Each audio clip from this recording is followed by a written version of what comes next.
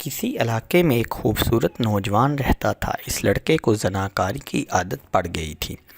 وہ جب تک کسی لڑکی سے زنا نہیں کر لیتا تھا تو اس کو چین نہیں آتا تھا۔ وہ ہر روز کسی نہ کسی لڑکی کو گھر بلا کر اس سے بدکاری کیا کرتا تھا۔ اس کا روزانہ کا معمول تھا کہ وہ جس لڑکی سے زناکاری کرتا تھا اس لڑکی کا نام اپنی ڈائری پر لکھ لیا کرتا تھا۔ صبح سے لے کر بستر پر جانے سے پہلے جو بھی بدکاری، زناکاری یا پھر کوئی اور غلط کام کیا کرتا تھا اس کو اپنی ڈائری پر درج کیا کرتا تھا۔ ایک دن وہ اپنی ڈائری کھلے بیٹھا تھا کہ کسی نے دروازے پر دستک دی۔ جب اس نے دروازہ کھولا تو دیکھا کہ دروازے پر ایک حسین و جمیل عورت کھڑی ہوئی ہے۔ اس لڑکے نے عورت سے دریافت کیا کہ تم کون ہو، کہاں سے آئی ہو، یہاں کیا کرنے کے لیے آئی ہو؟ عورت نے لڑکے کو بڑے معصومانہ چہرے کے ساتھ جواب دیا کہ میں ایک بیوہ عورت ہوں، میرے خاوند کو مرے ہوئے کئی عرصہ گزر گیا ہے، میں اپنے بچوں کے ساتھ بڑی مشکل سے گزر بسر کر رہی ہوں، میرے بچے گھر میں بھوک اور پیاس سے تڑپ رہے ہیں، آپ کی مہربانی ہوگی اگر آپ میری کچھ مدد کر دیں گے۔ لڑکے نے عورت کا حسن و جمال دیکھا تو اس کی نیت خراب ہو گئی تھی۔ نوجوان نے عورت کو گھر میں بلا لیا۔ نوجوان نے عورت سے کہا تم جتنے پیسے مانگو گی میں تمہاری مدد کرنے کے لیے تیار ہوں،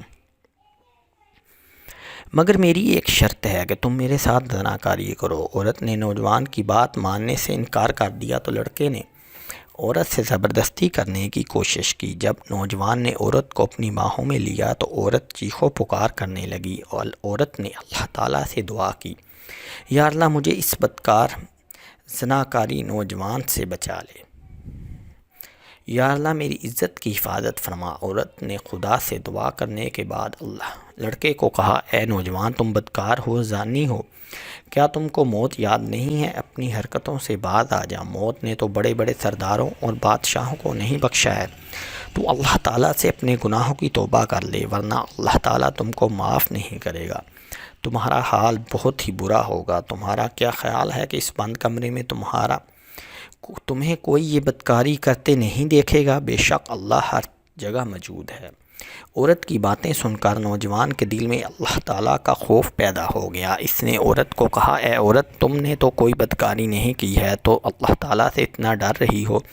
میری تو زندگی ہی بدکاری اور زناکاری میں گزری گئی ہے، میں نے تو کبھی اللہ تعالیٰ سے توبہ استغفار نہیں کیا ہے۔ یہ باتیں کرتے ہوئے نوجوان کی آنکھوں میں آنسو آ گئے۔ اس نوجوان نے حسین و جمیل عورت سے کہا کہ میں تمہارے ساتھ کوئی بدکاری نہیں کروں گا، تم سکون و اطمینان آرام سے بیٹھ جاؤ۔ اس نوجوان نے اس لڑکی کو کھانے پینے کی چیزیں اور کچھ رقم دے کر بھیج دیا۔ نوجوان نے کہا، اے حسین و جمیل عورت جا کر اپنے بچوں سے کہو کہ میرے حق میں دعا کرنا کہ اللہ تعالیٰ میرے گناہوں کو معاف فرما دے، میں بھی آج کے بعد کوئی زناکاری اور غلط کام نہیں کروں گا۔ اس عورت نے جاتے ہوئے اس نوجوان کو دعائیں دیں کہ اللہ تعالیٰ تمہارے سب گناہوں کو معاف فرما دے، اللہ تعالیٰ تم پر اپنا رحم و کرم عطا کرے، جب تیری موت آئے تو اللہ تعالیٰ کا ذکر کرتے ہوئے آئے، تو سچا اور پکا مومن ہو کر مرے۔ یہ دعائیں دیتے ہوئے وہ عورت اس نوجوان کے گھر سے چلی گئی۔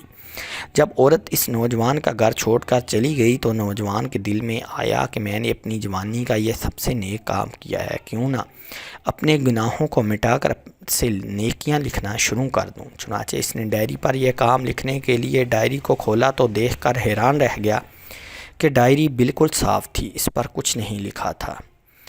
اللہ تعالیٰ نے اس بیوہ عورت کی دعا سے اس نوجوان کے سب گناہوں کو معاف فرما دیا تھا۔ نوجوان نے ساری ڈائری کے ایک سے ایک صفحے کو دیکھا تو ہر صفحہ نیا اور صاف تھا، جیسا کہ اس پر کچھ لکھا ہی نہیں ہوا تھا۔ وہ اپنی ڈائری کھولے ہوئے بیٹھا کہ اس بندے کو ایک غائب سے آواز سنائی دی، اے اللہ تعالیٰ کے بندے، اللہ تعالیٰ نے تمہارے سارے گناہوں کو معاف فرما دیا ہے، اللہ تعالیٰ تمہارا بن چکا ہے، تو اللہ تعالیٰ کا بن چکا ہے، جب تیری موت آئے گی تو وہ ایمان پر آئے گی۔